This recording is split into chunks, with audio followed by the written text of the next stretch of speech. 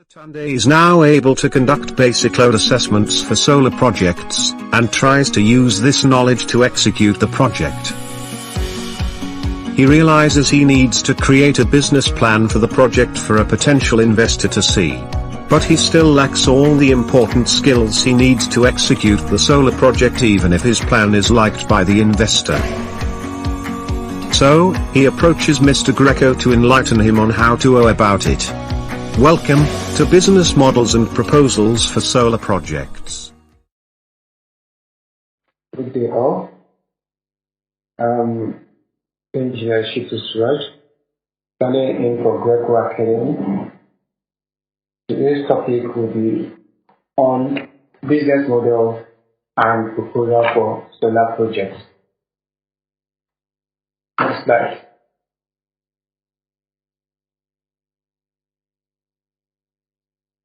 Our presentation outline will follow the following sequence, starting from discussing the issue of the Nigerian solar energy market, what business model is. We'll talk about the framework parameters of the business model, category and choice of appropriate business model, solar product sales and business delivery models.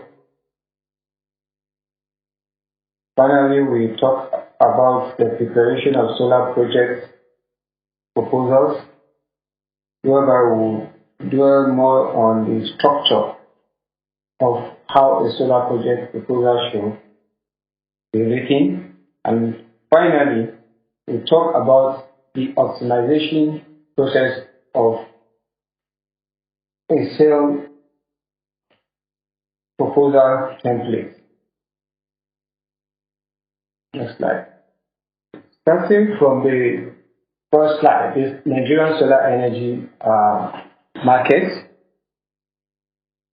We are going to be working on a report that analyzes 46 countries'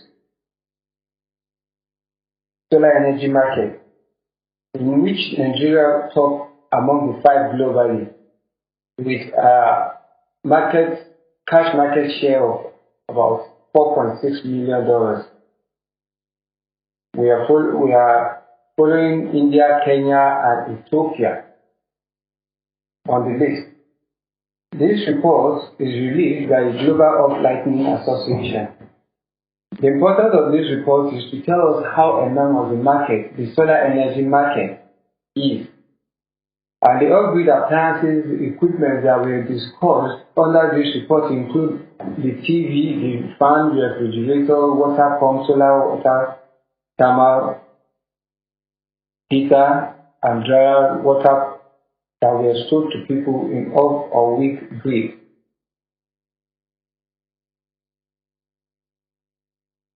Next slide.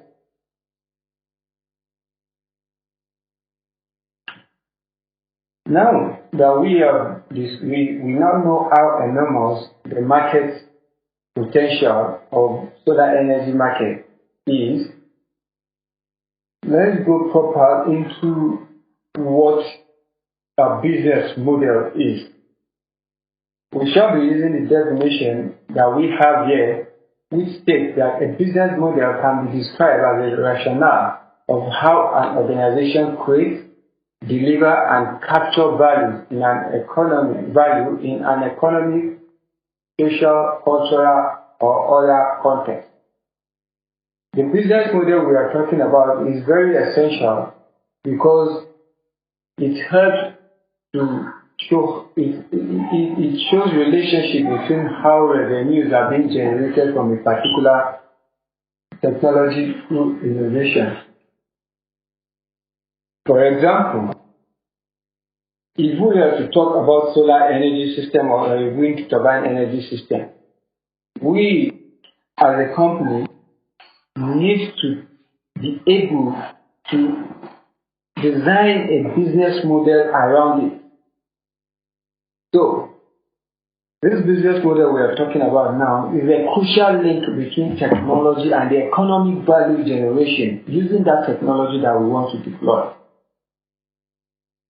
And finally, that would be said For a good businessman or a developer, designing a successful pilot project is very necessary to test a particular business model or firm, be it new or old model.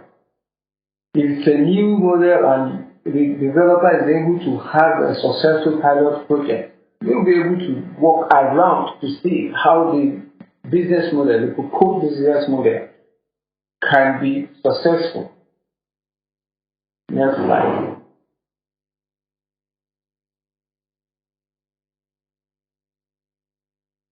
On the next, we shall be talking about, next on our radar now is that we will be talking about the framework parameter of a business model. Based on the diagram we are seeing here, we have 4 different frameworks that we can work with, starting from the value proposition to customer interface, business structure, and finally the revenue model. Starting from the value proposition, it means the value that the firm offers the customer with products or services, allowing the firm to earn revenue. Like we have said initially, this business model is a link between the technology we are about to deploy and the economic value we are looking forward to get from it. So, once a developer is able to define the value proposition, the next thing you should have on his mind is how to deal with the customer interface. That's what the communication channel, the market segment, and the customer relationship. All these needs to be worked on. You need to really have a good clue on how you are going to be communicating the technology in which you are about to sell, and then create a sustainable customer relationship for the user. Next, after the customer interface, is the business structure, whereby you explain, the firm will have to explain or provide value, how the firm wants to provide the value to the customer using key resource activities and partnership. What are those resources that will be infused into it? What activities will be carried out? And the partnerships that will be involved. Once the business structure is being defined, the next, which is the final one, is the revenue model, which will describe the financial setup and profitability of the value proposition in which you have started with. Once all these 4 are put together, then we are good to go as far as the business model is concerned. Next. Now, we shall be discussing about the categories and choices of appropriate business model. Business model for our discussion today, the solar energy project, can be categorized into 2 different ways. One, we have the ownership model, which focuses on the financing and risk mitigation concern. And the second model is the service model, which focuses on providing specific service and highlight different methods of operation and maintenance, O&M. So, when next you're thinking of a business model, you need to know which category are we dealing with first, followed by the other. Are we talking about the ownership model, where we want to structure a business model around, or are we talking about the service model? Sometimes, most times, these 2 goes hand in hand, and as time goes on, we'll see how. Next, is discussion on the choice of appropriate business model, which will include the product or services consideration, the scale of the project, the consumer and the regulatory environment. Each of these have input in building an appropriate business model. It may not be possible for a developer to still use a business model for a product. Let me say a solar home system of 20 watts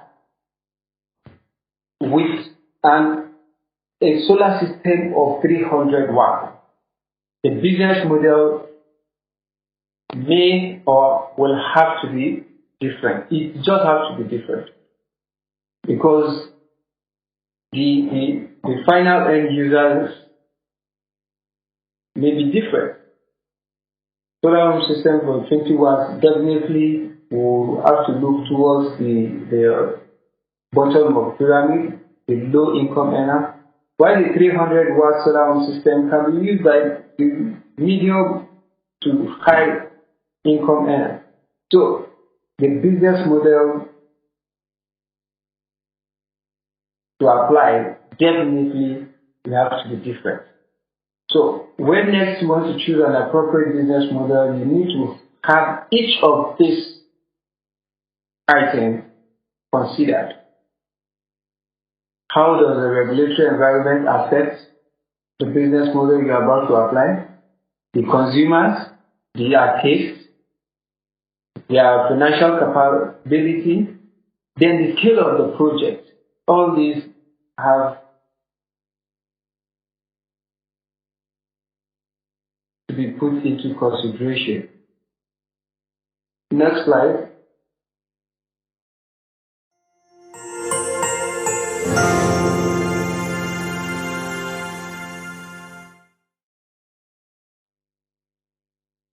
Next, we shall now break the two types of business model into two. The ownership one that we have discussed and the service business model. Now let's start with the ownership business model, which addresses the technical complexity, economics of scale, capital cost, and funding. The ownership business model is centered around who owns what. Let's take, for example, the megawatt solar project being proposed in the country. There are different ownership models, starting from the PPP, the public-private partnership, which business developers usually have are always in partnership with public government-owned establishments. This PPP model could be either one, goods model, which means build, own, and operate. Build, own, operate, and transfer.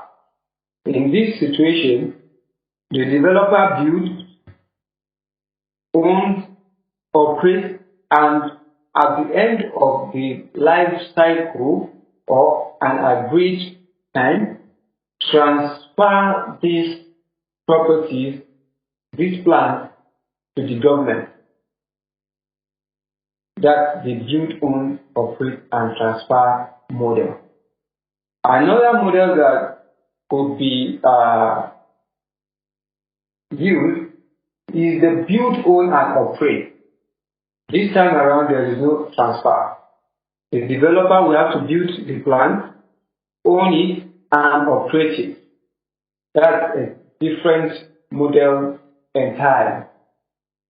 The last here is the build, own, and transfer. This time around, the developer does not operate the plant at all.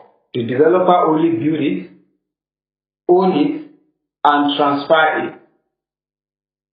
This kind of model can be applicable to government, whereby government will build a plant, own the plant, and transfer it to a private sector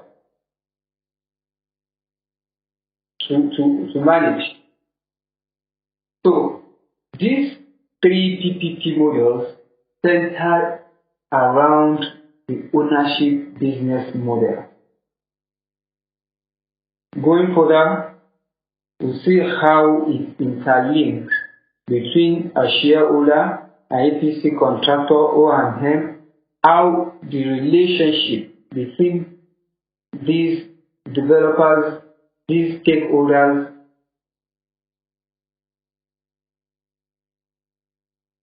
go. Starting from the special SPC, the special purpose company, how it interlinks with the utility, the banks as the financiers, the equity shareholders, the EPC contractor that will build the plant, the fuel suppliers that will supply fuel to the generating set if it's applicable, and finally to the operation and maintenance service provider. There is link between each of these stakeholders. Next on the slide is the service business model, which is a little bit complex and simple. We'll be looking at this from the perspective of selling a solar home system, while the ownership model was dealing more on big projects. The service side will deal on smaller projects. Let's talk about the solar product sales business delivery methods. Once the framework is already known for a typical business model and they are well understood, we can now begin to work on our service model system. The first that we will be talking about, the model that we will be talking about, is the cash sales. This is a straightforward model that an energy entrepreneur mostly uses.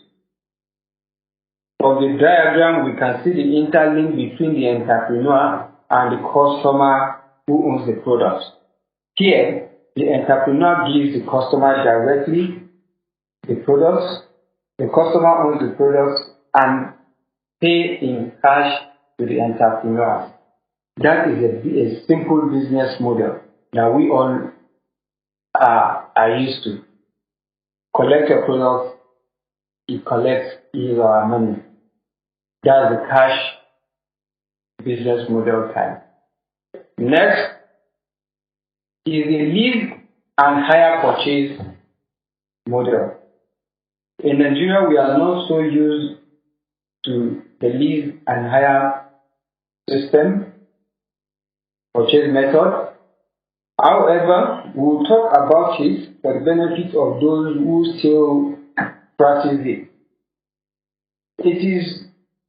Its link is also still between an entrepreneur and the customer, whether the energy product is leased or hired to the customer for a specified period of time, while the customer pay instrumentally to the entrepreneur. At the end of the agreement term, the entrepreneur now transfers the product, the energy product, to the customer finally, if that is what the agreement is all about. One is either the system is transferred to the customer after getting the fee plus the part payment, or the entrepreneur retains the energy products as only fee for usage are being charged. So this is the lease and hire purchase model. The third method that we will be discussing about is the supplier credit model. This system where a financial institution fund the project. However, it is not directly between the financial institutions and customer, but rather the financial institution passes through the supplier or dealer, the developer, to sell the product on credit to the customer, while the customer pays money back in installments to the entrepreneur, and then the entrepreneur transfers the money back to the financial institution. This we call supplier credit model. This seems to be a better deal for the financial institution in the sense that they are giving the product, they are paying for the customer through a dealer who understands the product, who can do the maintenance of the product so that the customer will pay at the right time. Next model that we shall be discussing is the end user credit model. The difference between this and the last one we just discussed is that the financial institution, though, will pass through the developer, the energy product supplier, to supply the customer the product, but the customer pays back directly to the financial institution, not to the energy supplier. This is the end user credit. That means you get your product from the energy supplier, but you pay to the financial institution that owns the product. This is called the end user credit method. Normally, the customer will be the owner of the system or product after fully paying back the financial institution that bankrolled the equipment, be it solar system, wind, biomass, or whatever. Next is going to be the community/cooperative or utility fee-for-service model. This model, as we can see, will involve a number of stakeholders, starting from the financial institution to the cooperative who take the loan for a particular project, energy project, to the energy supplier, and then finally the customer. Here, the financial institution funds the energy product of a cooperative society, who now have their energy product supplier who will install the product to the customer. So it's an internally, the energy product is sold to the customer through the cooperative and the developer, the supplier. That this kind of model seems to be a very good one for cooperative society, microfinance banks that own projects that provide services such as lighting, cooling, etc. to their members and customers. This model is usually for a bigger energy business. And it seems to be a win-win situation for all the stakeholders, because a lot of stakeholders are involved. Everybody is careful not to have any faults from their part. Finally, we have the franchise dealership method. In this model, there is an interlink between a financial institution and a parent company, that those who take the loan, whether the developer or a cooperative or whatever. And then they have a link between them and the customers. Let's say a franchisee who gets the product from either the financial institution or the developer or the cooperative society and sells directly to the customers. the franchisee is the one in charge. He pays back the financial institution. The financial institution, he pays back the parent company that owns the product. He gets the money back from the customers who pays for the product they get through the franchisee. That is the final model that we shall be discussing. Next,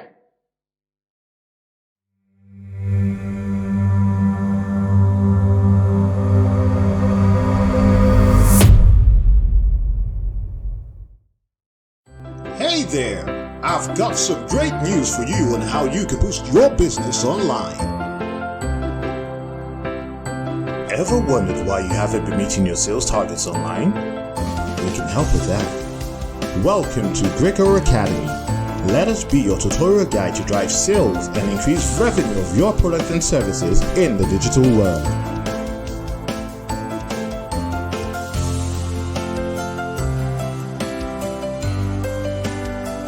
We know you have a lot of questions.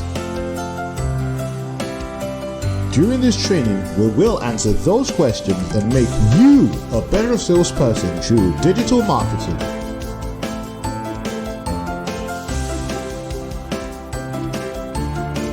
At the end of this training, you will have gained enough knowledge to set yourself ahead of the competition and hit your financial targets with less effort and more reward.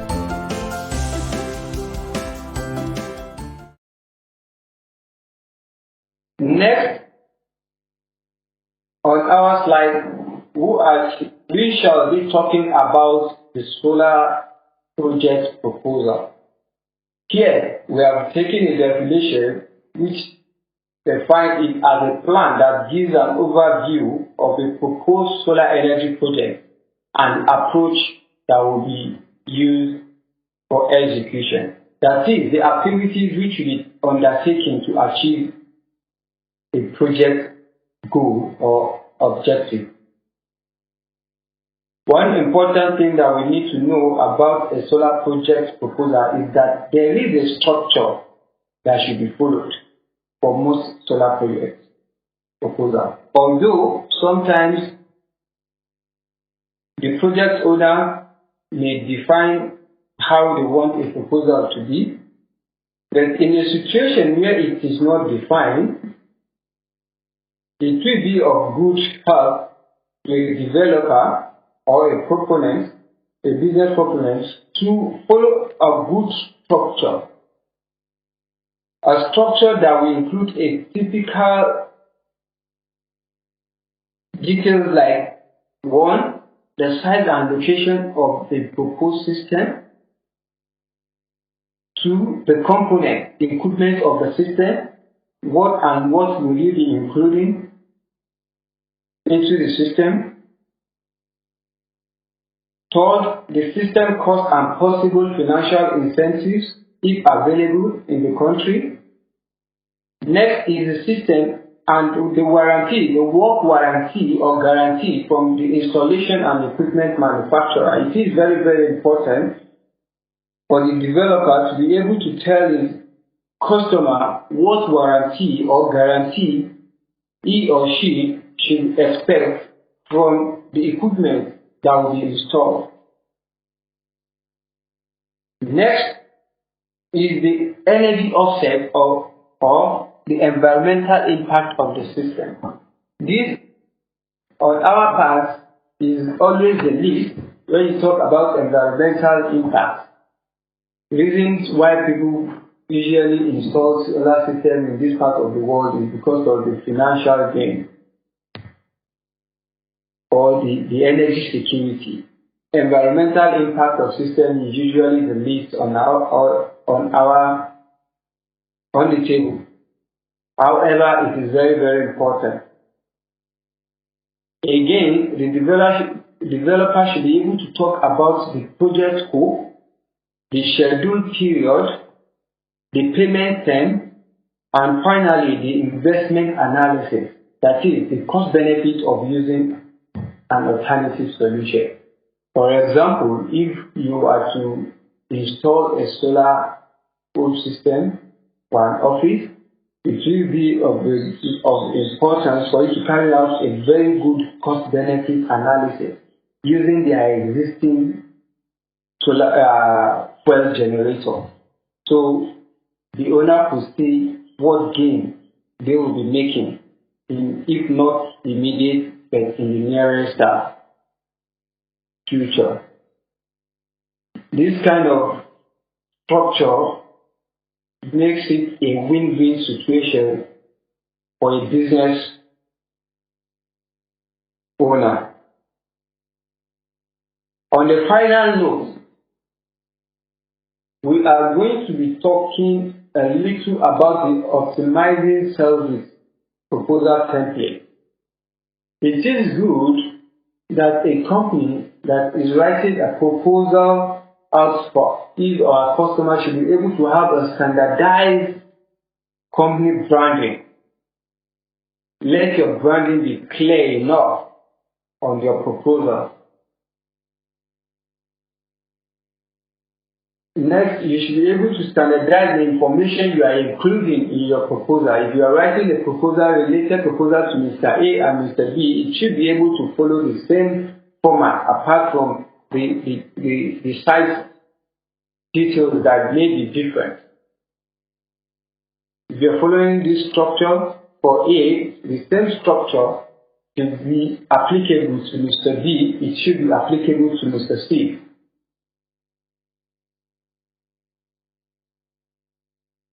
Next, on optimizing sales with proposal template, we include that a developer should not always start from scratch. Where there is an existing or related proposal report, it should always be used. Instead of taking a lot of time trying to start writing, developing proposals for every customer. Once you have a related one on ground, always try as much as possible to edit it for your new customer within the shortest possible period and move on. Finally, a business owner should be able to create a variety of templates that will suit different customer needs. You cannot pick a template that will suit an office that deals with services with that of a business that deals with agri or agro-processing industry. You should be able to customize their templates, the proposals, to suit their different needs. All these are very key and important in having a win-win proposal. This brings it to the end of our training session. For details of this training, contact us at Greco Academy, Block 1, Drive 5, Second Gate, Prince and Princess Estate, Taura District, Abuja. Thank you.